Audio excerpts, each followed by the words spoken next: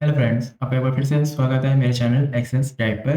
और आज मैं आपके लिए लेकर आया हूँ वीबीए से रिलेटेड एक नया क्वेश्चन, जो कि मेरे ही कलीग ने मुझसे एक क्वेरी पूछी थी। तो मैंने सोचा क्यों ना इसके ऊपर एक वीडियो भी बनाई जाए, क्योंकि आपने भी अपने डेटा में इस टाइप की क्वेरी ज़रूर फेस की होगी, या फिर इंटरव्यू में भी आपसे इस टाइप का कोई क्वेश्चन पूछा जा सकता है। तो चलिए देखते हैं क्या है क्वेश्चन। यहाँ पे एक टेबल दी गई है जिसमें एक पैन नंबर के अगेंस्ट में कई अकाउंट डिटेल मेंशन है, बट वो रो में अलग-अलग रो में मेंशन है। अब आप ये चाहते हैं कि जब आप पैन नंबर को फ़िल्टर करें, तो वो एक पैन नंबर की रो दिखाए और उसके आगे किसी भी एक कॉलम के अंदर वो चारों के चारों जितनी भी डिटेल है, वो एक ही सेल के अंदर मेंशन कर दे। तो बाय फ़ॉर्मूला भी आप इसे कर सकते हैं, लेकिन वो थोड़ा कॉम्प्लिकेटेड होगा। बट ये वीबी की मैं वीडियो बना रहा हूँ, तो मैं आपको बताऊँगा कि वीबी के थ्रू आप कितने ही सिंपल तरीके से एक कोड क्रिएट कर सकते हैं, जो कि इस क्वेरी को सॉल्व कर देगा। तो सबसे पहले आपको ये देखना होगा कि इस कोड में आपको क्या-क्या चीज़ें लिखनी होंगी। जैसे आपको एक लूप चलाना होगा पेन नंबर पे, जो पेन को वन बाय वन हर पेन को एक वन बाय वन पिक करेगा। तो उस कंडीशन में आपको एक लूप चलाना होगा जो कि पेन नंबर के बाद उसकी डिटेल को काउंट करेगा और उतनी बार लूप चलेगा। यानी 4 डिटेल है तो 4 बार चलेगा, 2 डिटेल है तो 2 बार चलेगा। तो चलिए कोड लिखते हैं। सबसे पहले आप इसमें एक मिडल इंसर्ट कीजिए। तो प्रोसीजर को लिखिए, कोई ऐसा नाम दीजिए जिससे कि कोड इस प्रोसीजर में क्या कोड लिखा है वो भी समझ में आना चाहिए। तो कंसोलिडेट डिटेल, ठीक है। अब सबसे पहले क्या करना होगा, इस शीट पे हमें वैल्यू पिक करनी है, तो हम इसे रखते हैं एक्टिव शीट। तो हम करते हैं, डिफाइन करते हैं W S active as worksheet. उसके बाद हमें इसे यूनिक निकालना है पेन नंबर को। तो उस कंडीशन में हमें एक टेम्परेरी शीट लेनी होगी जिसके ऊपर हम रिमूव डुप्लीकेट करके एक लिस्ट क्रिएट करेंगे जिसके अंदर ये पेन नंबर वन टाइम होगा। तो उसके लिए हम कर लेते हैं एक टेम्परेरी शीट एज वर्कशीट। अब सेट करते हैं W S active as active sheet, क्योंकि जब शीट ऐड होगी तो शीट चेंज हो जाएगी। वो जैसे ही शीट ऐड करेगा वो दूसरी शीट पे चला जाएगा। तो इस शीट पे वापस आने के लिए हम इसे एक नाम दे देते हैं डब्ल्यू एस एक्टिव। उसके बाद अब हम इसके अंदर इस कॉलम को कॉपी कर लेते हैं। तो कैसे कॉपी करेंगे, हम पूरा कॉलम ही कॉपी कर लेते हैं। Range range A, column A, उसके बाद इंटायर कॉलम, या आपने ए वन ए लिख दिया तो वो पूरा इंटायर कॉलम ही पिक कर लेगा। कॉपी किया, सेट। अब हम यहाँ पे एक शीट ऐड करते हैं पेन के नाम से,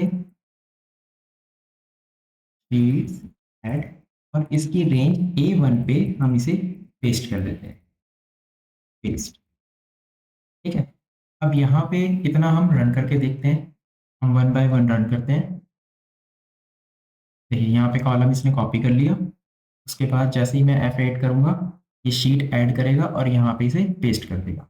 अब ये ऑलरेडी सिलेक्शन है, बट अगर आप यहाँ पे सिलेक्शन लिखेंगे तो आपको आगे कमांड डॉट के बाद क्या कमांड लिखनी है वो आपको शो नहीं होगी। जैसे मैंने लिखा सिलेक्शन डॉट तो नज़र नहीं आया, तो इसलिए मैं इसे पहले रेंज लिखता हूँ। इसके बाद यहाँ पे अब हमें करना है रिमूव डुप्लीकेट।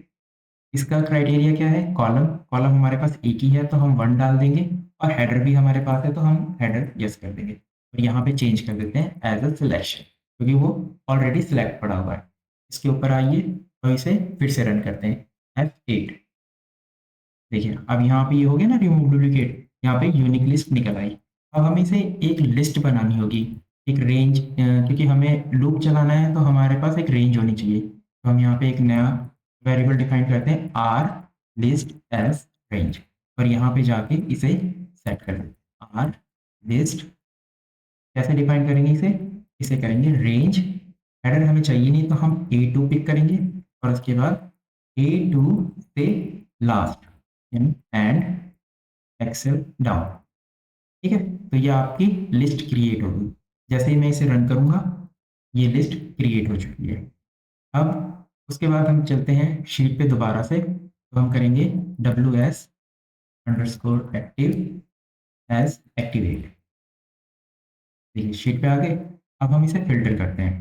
सबसे पहले पहला डेटा हम फिल्टर करते हैं, तो हम क्या लगाएंगे, रेंज ए एक कॉलन एक फिल्टर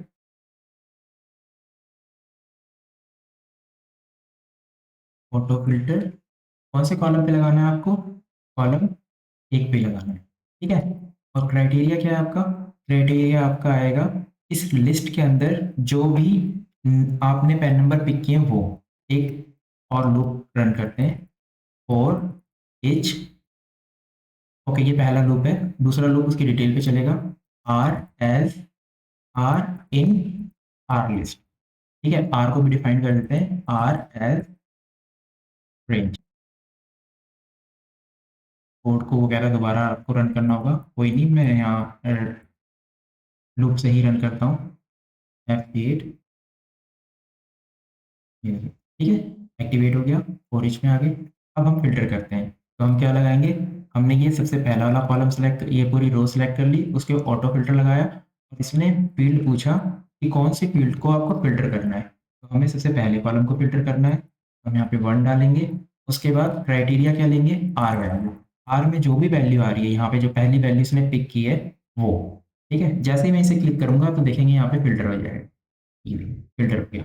अब दूसरा लूप क्या चलाना होगा हमें? इसी के अंदर चलाना होगा, इसको काउंट कराना होगा कि ये कितने रिकॉर्ड हैं। तो इसे कैसे काउंट कराएंगे? या हम नया मेथड यूज करते हैं, हमें नहीं पता कि ये फिल्टर A2 आएगा, ये तो पहला रिकॉर्ड है इसलिए A2 पे आ रहा है, हो सकता है दूसरा रिकॉर्ड अब ये A6 पे आएगा। तो हम इसे ऐसा करते हैं, फाइंड करवा लेते हैं। तो फाइंड करवा के हम इसको सिलेक्ट कर लेते हैं, जैसे रेंज ए, पूरे ए कॉलम के अंदर हम चलाएंगे फाइंड। क्या फाइंड करना है? आर वैल्यू, ठीक है। और उसके बाद इसको हम कर देते हैं ब्रैकेट में और सिलेक्शन दे देते हैं कि फाइंड भी करेगा और साथ में सिलेक्ट भी करेगा। तो अब मैं इसे अगर फाइंड कर सिलेक्ट यानी इसे रन करता हूँ तो क्या करेगा? देखिए ये दूसरी रो पे आ गया। अब यहाँ पे ये सिलेक्ट हो गया। अब यहाँ पे हम करते हैं, अब हम इसे काउंट करा लेते हैं कि इसके रिकॉर्ड कितने हैं। तो उसके लिए हम इसे डिफाइन करते हैं, dim I count as integer, ठीक है। और काउंट कैसे कराएंगे हम काउंट कराएंगे काउंट रेंज A2 से range A2 end down, but special cell के थ्रू हम सिर्फ विजिबल सेल ही पिक करेंगे। तो विजिबल सेल कैसे पिक करेंगे? इसको मैं थोड़ा सा इधर और ये जूम कर देता हूँ। इसके अंदर देखिए अलग अलग ऑप्शन दिए हुए हैं, तो हम इसके अंदर विजिबल सेल सेलेक्ट करेंगे एंड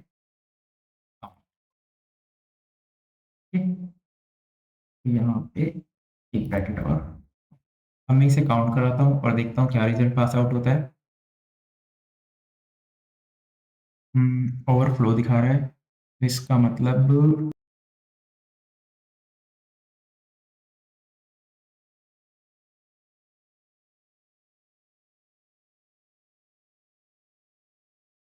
ओके। तो ब्रैकेट का गैप था, ब्रैकेट आपको यहाँ पे क्लोज करनी होगी। इसका मतलब पहले वो सिलेक्शन करेगा, कैसे? वो इसको सिलेक्ट कर लेगा, ठीक है। यहाँ A2 पे आएगा और लास्ट तक चला जाएगा। उसके बाद क्या करेगा? फिर स्पेशल सेल विजिबल, यानी जो विजिबल होगी उन्हीं को पिक करेगा। मीन्स अगर मान लो मैंने यहाँ पे फिल्टर किया होता कोई दूसरा रिकॉर्ड, मैंने ये फिल्टर किया, अब देखिए ये 25 पे है, तो वो क्या करता? A2 से लेकर यहाँ तक पूरा सेलेक्ट करता, लेकिन जब काउंट करता तो विजिबल सेल को काउंट करता तो सिर्फ कितनी सेल आती?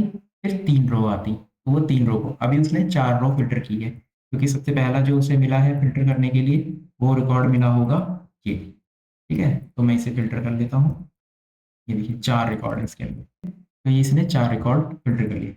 यानी कि अब जो यानी लूप चलेगा वो 4 बार चलेगा। तो यहाँ पे हम एक नया लूप चलाते हैं और यहाँ पे हमें लूप चलाना है काउंट करके। तो हम यहाँ पे एक और वेरिएबल डिफाइन करते हैं आई के नाम से, किसी के वो भी इंटीजर है तो हम उसी के आगे लिख देते हैं। ओके कोई नहीं, दोबारा से एक बार इसे रन कर लेंगे शुरू से,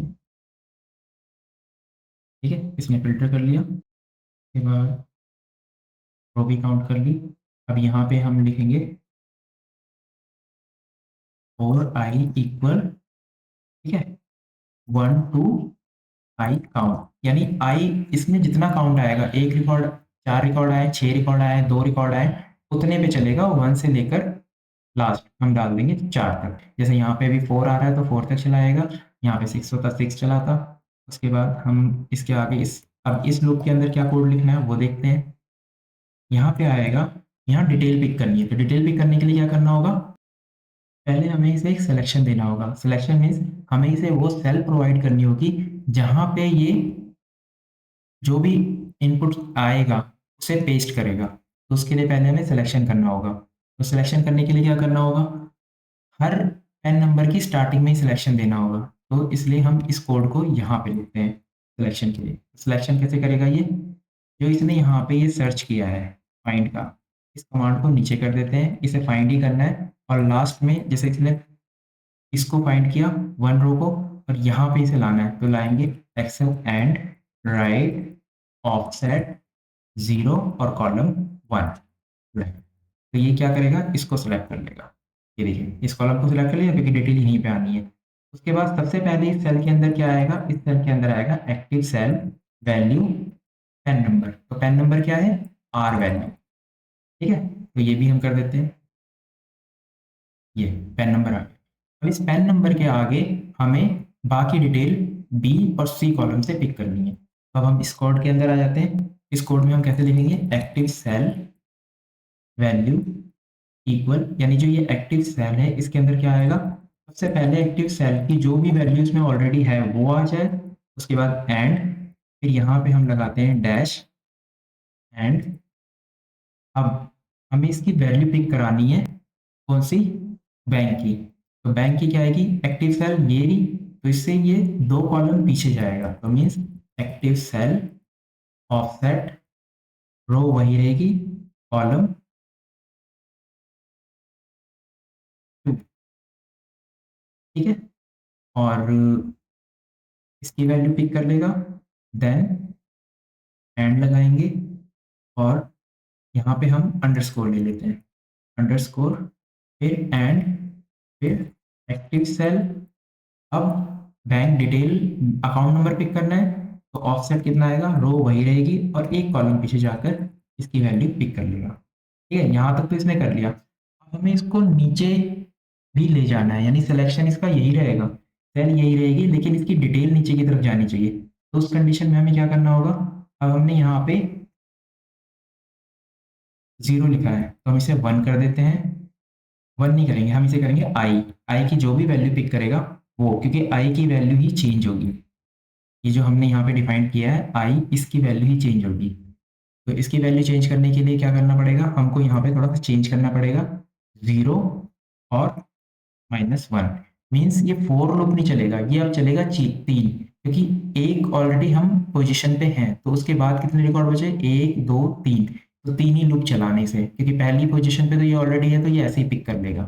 ठीक है, अब मैं इसे रन करता हूँ, F8। ये देखिए यहाँ पे इसने ये यस बैंक वाली डिटेल और ये अकाउंट नंबर पिक कर लिया है। अब देखते हैं नेक्स्ट पिक करता है, F8। ये देखिए इसने HDFC और HDFC का अकाउंट नंबर पिक कर लिया। नेक्स्ट, फिर एक्सिस बैंक और एक्सिस बैंक का अकाउंट पिक कर लिया। नेक्स्ट, अब ये लास्ट है, HDFC और 75 से स्टार्ट हो रहा है, ये भी पिक कर लिया। अब इसे क्या करना है, इस लूप से बाहर निकल जाना है। ये लूप से बाहर निकल गया। नेक्स्ट, फिर दूसरी वैल्यू को पिक करेगा, उसे फिल्टर करेगा, उसको फाइंड करेगा, उसकी पोजीशन पे आएगा, यहाँ पे इसने इसको फाइंड किया होगा और यहाँ पे आ गया इसके सामने। और उसके बाद पहले ये पेन नंबर पिक करेगा, फिर लूप में एंटर करेगा पंजाब नेशनल बैंक, और उसका अकाउंट नंबर इसने पिक कर लिया। देन HDFC और उसका अकाउंट इसने पिक किया, फिर क्लोज। इस तरीके से अब अगर मैं इसे रन कर दूं और यहाँ स्टॉप करता हूँ, तो देखिए ये सारे इसमें कर दिए। अब मैं इसे कोड को प्रॉपर करके फिल्टर हटाता हूँ, और यहाँ पे हम करते हैं एक्टिव सेल और एक्टिव शीट ऑटो फिल्टर पास। ये देखिए पूरा की पूरी डिटेल हट गई। और जो टेम्परेरी शीट है हम उसे डिलीट कर देते हैं। तो उसके लिए हमें क्या करना होगा, एप्लीकेशन डिस्प्ले अलर्ट, यानी जो डिस्प्ले अलर्ट है वो पॉज करना होगा। क्यों पॉज करना होगा? अदरवाइज ये डिलीट करने से पहले आपसे कंफर्मेशन लेगा कि मैं इसे डिलीट करूं या नहीं। जैसे ये देखिए, ये कंफर्मेशन आ रही है ना, इस कंफर्मेशन को हम कोड के बीच में नहीं दे सकते, तो इसलिए हम क्या करेंगे, इसको डिस्प्ले अलर्ट को फॉल्स कर देंगे और फिर इसके बाद ws_temp इसे कर देंगे डिलीट, और फिर इसे एप्लीकेशन को फिर से शुरू कर देंगे ताकि ये फिर से कुछ भी अगर इसके अंदर डिलीट होता है तो उसकी कंफर्मेशन ले, अपने आप डिलीट ना कर दे। अब मैं इसे रन करता हूँ, फिल्टर इसने हटा दिया है, उसके बाद ये फॉल्स किया, अब देखिए डिलीट होगा और कंफर्मेशन नहीं लेगा। ठीक है, तो इस तरीके से ये आपका कोड तैयार हो गया। अब मैं इसे एक बार रन करके दिखाता हूँ आपको, यहाँ पे कोई बटन क्रिएट कर देता हूँ।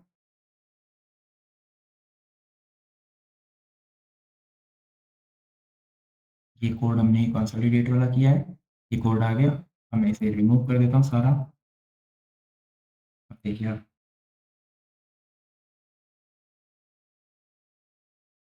ठीक है, ये डिटेल, अच्छा स्टॉप पे मैंने ये स्टॉप किया होगा वरना वो कोड पूरा क्लोज कर देता। अब यहाँ पे एक चीज़ ये है कि ये बार बार डिस्प्ले दिखा रहा है, तो हम क्या करते हैं, डिस्प्ले भी हटा देते हैं ताकि हमें सीधे रिजल्ट नजर आए।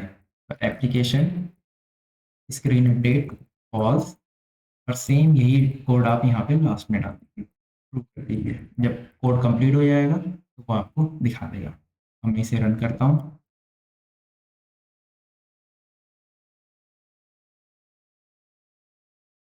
एक बार में इसने पूरी की पूरी डिटेल उठा ली। तो आई होप आपको ये कोड समझ में आ गया होगा। अगर नहीं समझ में आया है तो आप मुझे मैसेज कर सकते हैं, मैं इस कोड को एक बार दोबारा एक्सप्लेन कर दूंगा। तो कहीं कोई क्वेरी रह गई हो, कोई चीज़ समझ ना आई हो, तो आप मुझे मैसेज कर सकते हैं, मैं आपको उसके अंदर एक्सप्लेन कर दूंगा। इसके ऊपर दूसरा वीडियो बना दूंगा या इसी कोड को फिर से एक्सप्लेन कर दूंगा। तो चलिए मिलते हैं नेक्स्ट वीडियो में, तब तक के लिए बाय, टेक केयर।